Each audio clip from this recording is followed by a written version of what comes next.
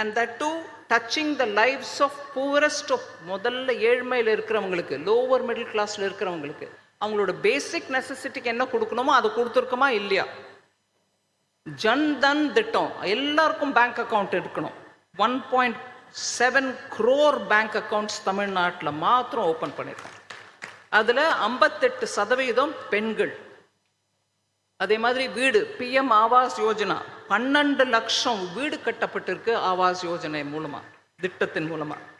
Swachh Bharat mission, எல்லார் வீட்லேயும் toilet இருக்கணும், எல்லாருக்கும் கொஞ்சம் சுகாதாரமாக இருக்கிறதுக்கான வாய்ப்பு கொடுக்கணும். 59 லட்சம் ரூரல் ஹவுஸ் ஹோல்ட்ஸில் டாய்லெட்ஸ் கொடுக்கப்பட்டிருக்கு தமிழ்நாட்டில் மாத்திரம். ஜல் ஜீவன் மிஷன், அதாவது ஒவ்வொரு வீட்லேயும் குழாய் தண்ணி போய் சேரணும். 89 லட்சம் ரூரல் ஹவுஸ் ஹோல்ட்ஸில் பைப் கனெக்ஷன் போய் சேர்ந்துருக்கு, பைப்பு மூலமாக தண்ணி வருது.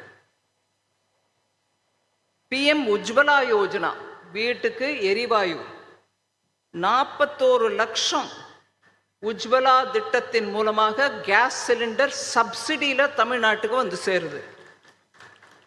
அதே மாதிரி ஜன் ஔஷதி கேந்திரா, ஜெனரிக் ட்ரக்ஸ் மூலமாக மக்களுக்கு குறைச்ச விலையில் மெடிசன் போய் சேரணுன்ற அந்த திட்டம் ஆன் அன் ஆவரேஜ் 60 ரூபாய்க்கு கிடைக்குது நேற்று வரைக்கும். இல்லை வெளியில் போய் நம்ம வாங்கினோம்னா 100 ரூபாய்க்கு கிடைக்கக்கூடிய medicine. That is the rate, highest rate, 40% reduction. In sum it is 60% reduction. 100 ரூபாய்க்கு வாங்கினது 40 ரூபாய்க்கே கிடைக்குது. அதனால நடுத்தர வர்க்கத்தில் இருக்கக்கூடிய குடும்பங்களுக்கு மெடிக்கல் எக்ஸ்பெண்டிச்சர் குறைச்சல் ஆகிறது.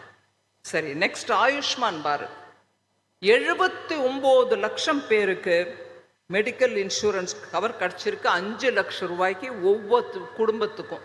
அது இங்கே தமிழ்நாட்டில் 79 லட்சம் பேருக்கு.